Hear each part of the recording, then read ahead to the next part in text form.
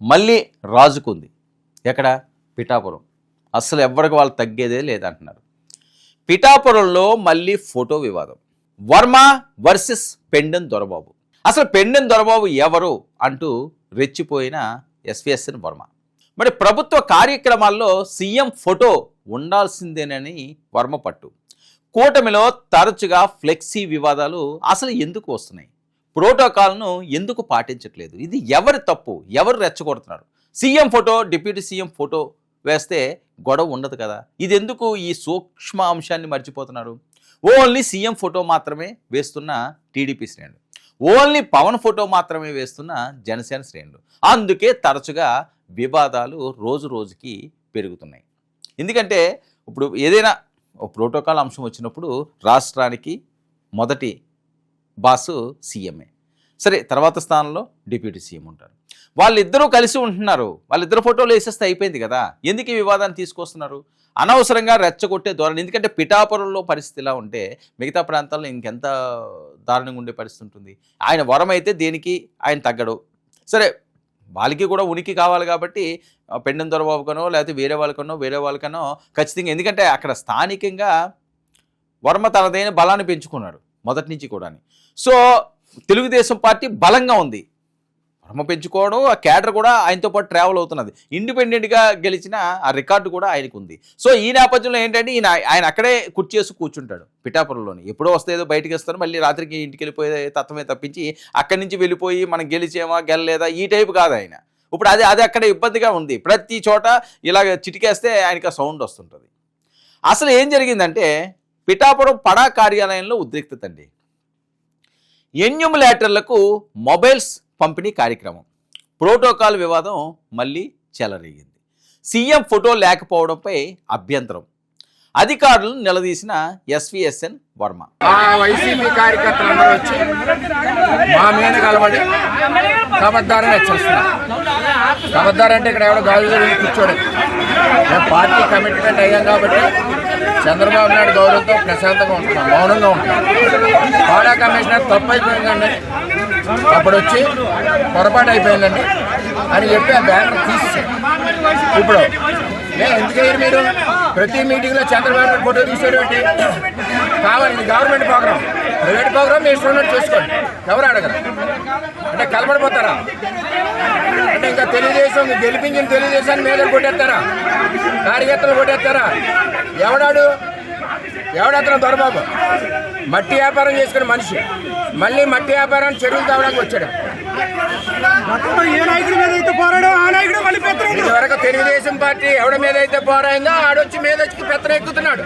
ఓట్లు వేసింది మేము, ఏదైనా ఇష్ట చేసింది వాళ్ళు, వైసీపీ వాళ్ళు. జగన్ లాంటి వాళ్ళు చూసాం. ఏదంత ముఖ్యమంత్రి ఉండాలి, పవన్ కళ్యాణ్ రెండు ఫోటోలు ఉండాలి. గవర్నమెంట్ ప్రోగ్రాం కాబట్టి, గవర్నమెంట్ కాకపోతే మీ ఇష్టం. ఎలా దగ్గర ఇది 10వ నేనుగా తిరగబడింది. కేడర్కి వచ్చిన కార్యకర్తలు తిరగబడుతున్నారు. సీఎం ఫోటో ఎక్కడ అంటూ ప్రశ్నలు. మరి ప్రోటోకాల్ నిర్లక్ష్యంపై తీవ్ర విమర్శలు, టీడీపీ కార్యకర్తల ఆగ్రహాలు, జనసేన శ్రేణుల నిరసనలు, నిబంధనలు మీకు వర్తించవా అంటూ నినాదాలు. మరి పడా కార్యాలయం వద్ద భారీగా గుమ్ముకూడిన కూటమి శ్రేణులు, వాళ్ళు వీళ్ళు కూడా. టీడీపీ జనసేన వర్గాల మధ్య తోపులాట, రణరంగంగా మారిన ప్రాంగణం, పోటీ నినాదాలతో ఒక ఉద్రిక్త పరిస్థితులు. పెండెం దొరబాబు వర్మ మధ్య వాగ్వాదం, నువ్వా నేనా అన్నట్టుగా తోసుకుండి టైము కొట్టుకుండి టైప్ కూడా వచ్చేసింది. సో ఇది మంచి మెసేజ్ కాదు, ఇది కూటమికి మంచి మెసేజ్ కాదు. మరి టీడీపీ జనసేన నేతల మధ్య ఈ తోపులాట్లు, భీకర ఘర్షణ వాతావరణం. ఆ విజువల్స్ మీరు చూస్తే మీకు అర్థమవుతుంది. అదుపు తప్పిన పరిస్థితి, కంట్రోల్ చేయలేకపోయిన పోలీసులు. ఎవరు కంట్రోల్ చేస్తారు? ఆయన ఎమ్మెల్యే స్థాయి, ఈయన ఎమ్మెల్యే స్థాయి లాంటి వాళ్ళే ఇద్దరు కూర్చుంటే ఇంకెవడో ఎక్కడ ఏం చేయగలడు? వైసీపీ నుంచి జనసేనలోకి పెండెం దొరబాబు చేరాడు, అది అందరికీ తెలిసిందే. మరి గతంలో పెండెం వర్మ ఇద్దరు ప్రత్యర్థులు. సో ఇక్కడ చూడండి, వైసీపీ నుంచి ఆయన రావడం, వీళ్ళిద్దరూ ప్రత్యర్థులు. ఎప్పటి నుంచి ఉంటాయి ప్రత్యర్థులు అన్న తర్వాత ఏదో టైంలో ఎక్కడో ఏదో గిల్లి గజ్జాలు ఉంటాయి కాబట్టి ఇప్పుడు కరెక్ట్గా ఆ ప్లాట్ఫామ్ దొరికింది. నువ్వా నేనా అంటూ బాహాబాహి దిగారు. మరి ఇప్పుడు ఒకే కూటమిలో వీళ్ళిద్దరూ ఉండాల్సిన పరిస్థితి, అయినా ఎక్కడా తగ్గే పరిస్థితి లేదు. చాలా నియోజకవర్గాల్లో ఇదే పరిస్థితి ఉంది. ఒకే వరలో 2 కత్తులు అన్నట్లుగా చాలా చోట్ల గొడవలు. చంద్రబాబు పవన్ కలిసి ఉన్నట్లుగా టీడీపీ జనసేన శ్రేణులు కలిసి లేరా మరి పైకి ఎలా ఉన్నా కడుపులో కత్తులు అలాగే ఉన్నాయా? ఒంగోలు లాంటి చోట్ల కూడా ఇవే గొడవలు గతంలో మనం చూసాం. బాలినేని దామచర్ల నువ్వా నేనా అన్నట్లుగా ఉంటుంది. తీవ్ర విభేదాలు వీళ్ళిద్దరి మధ్యన. చాలా చోట్ల రాష్ట్రంలో ఇదే పరిస్థితి. మరి 15 ఏళ్ళు కలిసి ఉండాలన్న పవన్ చంద్రబాబు, కానీ వాస్తవ పరిస్థితి కొన్ని నియోజకవర్గాల్లో వేరుగా ఉంది అనడానికి కొన్ని ఘటనలు వెలుగు చూస్తున్నాయి. పవన్ నియోజకవర్గంలోనే పరిస్థితి ఇలా ఉంటే మరి మిగతా చోట్ల చాలా ఘోరంగా ఉండదా? చాలా మందిలో వస్తున్న పరిస్థితులు. మరి ఇలా అయితే డేంజర్ జోన్లో కూటమి అంటూ వార్తలు. మరి ఇలాంటివి వైసీపీకి అడ్వాంటేజ్ అవుతాయి కదా అంటున్నారు కూటమిలో కొంతమంది నాయకులు. కూటమి విచ్ఛిన్నం కోసం 1000 కళ్ళతో వైసీపీ ఎదురు చూస్తూ ఉంటుంది. ఎవరన్నా అంతే, విచ్ఛిన్నం అవ్వాలనుకుంటారు, సక్సెస్ అవ్వాలనుకుంటారు. మరి చంద్రబాబు పవన్ చొరవ తీసుకుంటారా?